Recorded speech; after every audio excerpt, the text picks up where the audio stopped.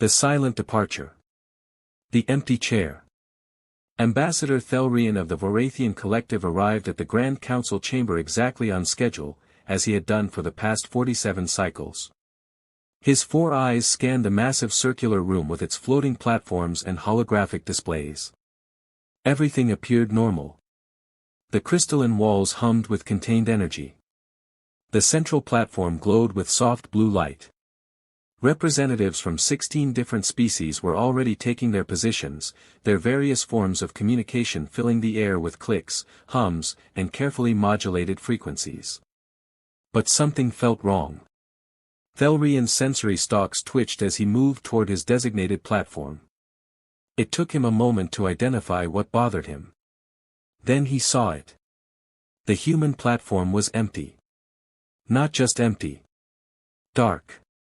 The holographic identifier that usually displayed Earth's position and human territorial claims had been deactivated. "Has anyone seen Ambassador Chen?" Thelrian asked, broadcasting the question across multiple frequencies. The responses came slowly, confused murmurs from various delegates.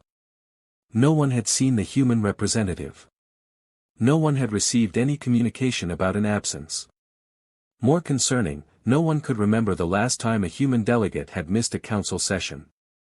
The humans had been annoyingly punctual for the past 60 years. The invisible cage. The Galactic Council had not always restricted humanity. When humans first joined the galactic community 200 years ago, there had been cautious optimism. They were young, enthusiastic, and remarkably adaptable.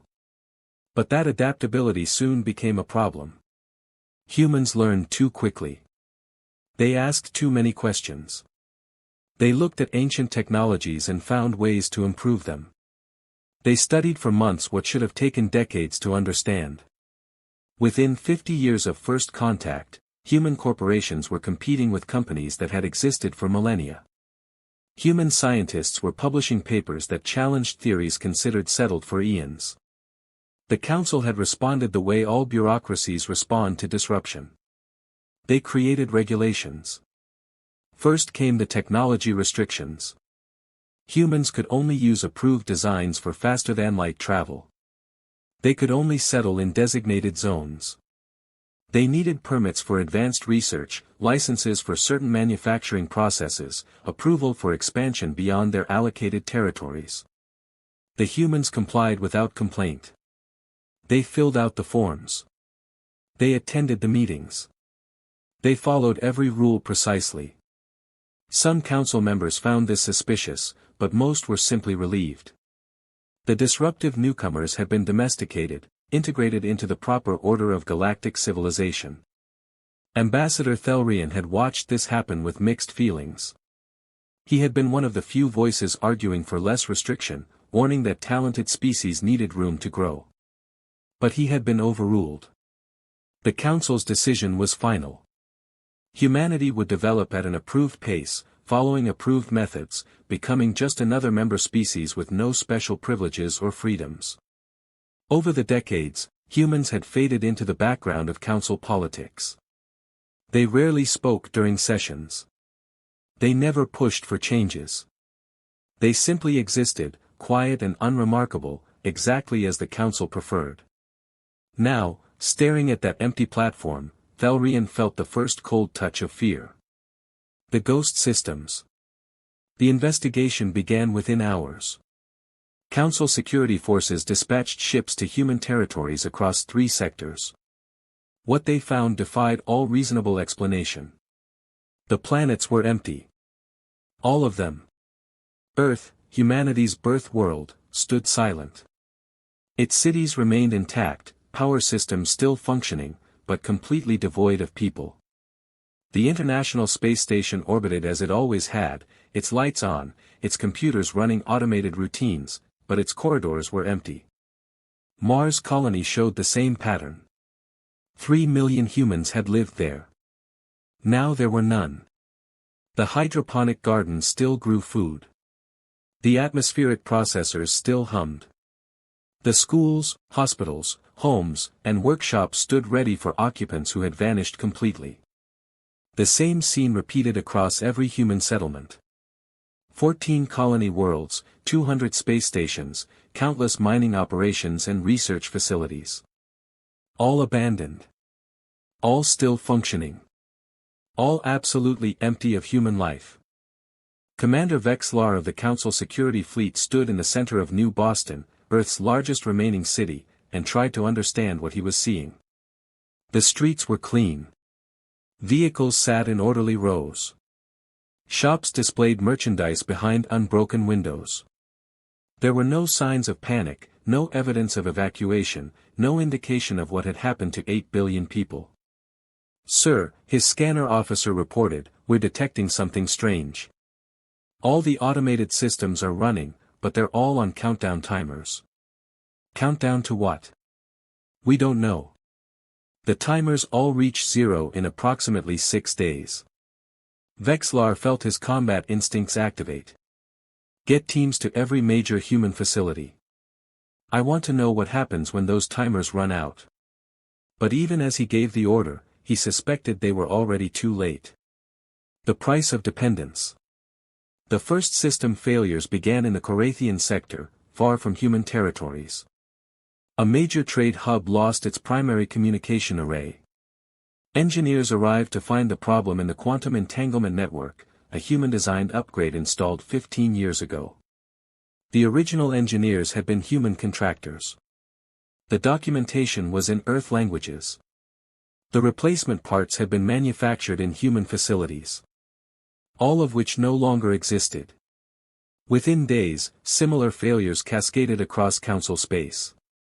Humans had been so quiet, so compliant, that no one had noticed how deeply they had integrated themselves into galactic infrastructure. They had taken on the boring jobs, the maintenance work, the tedious systems monitoring that more advanced species considered beneath them. They had built the logistics networks that moved goods between systems. They had designed the medical databases that tracked billions of patients. They had created the financial algorithms that managed interstellar trade. They had maintained the sensor networks that watched for pirates and spatial anomalies. And they had done it all so efficiently, so quietly, that their work had become invisible. Now it was gone. Ambassador Thelrian stood before an emergency council session, watching chaos unfold on multiple display screens. Trade routes were collapsing. Medical facilities were rationing care. Communication between distant sectors had become unreliable. The economy of the entire galactic community was grinding toward a halt. "How did this happen?" demanded the Vorathian premier, all 4 of his faces showing identical expressions of fury. "How did we become so dependent on a single species?" "Because they worked cheaply," someone said. "Because they never complained," added another voice. "Because they did the jobs we didn't want to do," Thelrian said quietly.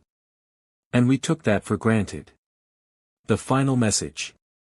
The message was found 6 days after humanity's disappearance, hidden in the mainframe of Earth's primary data center.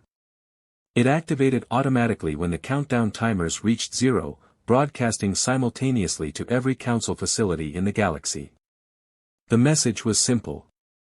No anger, no accusations, just a calm statement of fact delivered by a human woman identified only as Dr. Sarah Chen, speaking for humanity.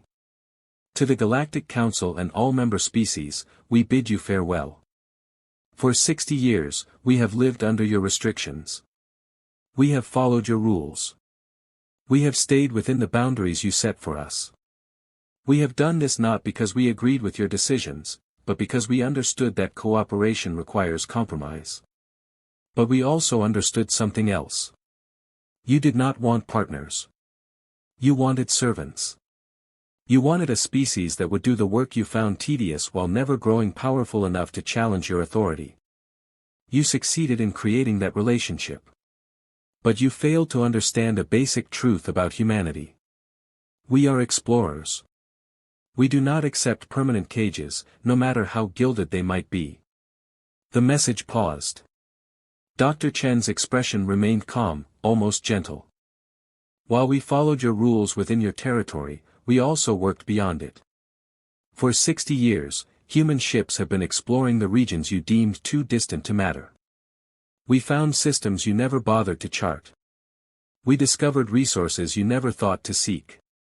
We built new homes in places you considered unreachable. We did this quietly, patiently, always following the letter of your laws while exceeding their spirit. Now we are leaving. Not in anger, but in pursuit of our nature. We are returning to the frontier, to the challenge of the unknown, to the freedom you denied us. We leave behind the infrastructure we built in your territories. It will function for approximately 1 standard year before requiring maintenance. We leave behind our designs and documentation. You are free to study them, to replicate them, to maintain what we created. Another pause. When Dr. Chen spoke again, her voice carried a note of profound sadness. We also leave behind a lesson. When you restrict those who wish to help you, when you constrain those who seek only to grow, when you mistake quiet compliance for weakness, you do not create safety. You create resentment. And eventually, those you have restricted will find another path. We found ours. We hope you find wisdom in our departure. We hope you learn to treat your future partners with more respect than you showed us. But whether you learn or not, we will not return. The frontier calls. We have answered. Farewell. The message ended. Across council space, billions of beings sat in stunned silence, beginning to understand the magnitude of what had happened. The ruin they created. 3 months after humanity's departure, the Galactic Council convened in emergency session. The chamber that had once hosted 17 member species now held only 16. The human platform remained dark, a silent accusation. Ambassador Thelrian presented his report with a heavy heart. The economic damage was catastrophic. 7 major trade routes had collapsed. Medical services had regressed by decades in some sectors. Communication between distant regions now took weeks instead of hours. Worse, the species of the Council had begun to turn on each other, arguing over resources that were suddenly scarce, blaming each other for the dependency they had collectively created. We have dispatched scout fleets to search for human settlements, Thelrian said. They have found nothing. Whatever method humans use to reach their new territories, it exceeds our current understanding of faster-than-light travel. They are beyond our reach. Then we rebuild, the Premier declared. We replace what they created. We prove we never needed them. But Thelrian saw the truth in the faces around him. They had needed humanity. They still needed humanity. The quiet, compliant species they had restricted and controlled had been holding their civilization together, and they had never noticed until those gentle hands had let go. The Council would survive. They would adapt. They would eventually recover from this disaster. But they would do so knowing they had driven away the one species that had asked for nothing but the freedom to grow, the one species that had helped them without seeking glory or recognition. In the centuries that followed, the Galactic Council would become more cautious. They would treat new species with greater respect.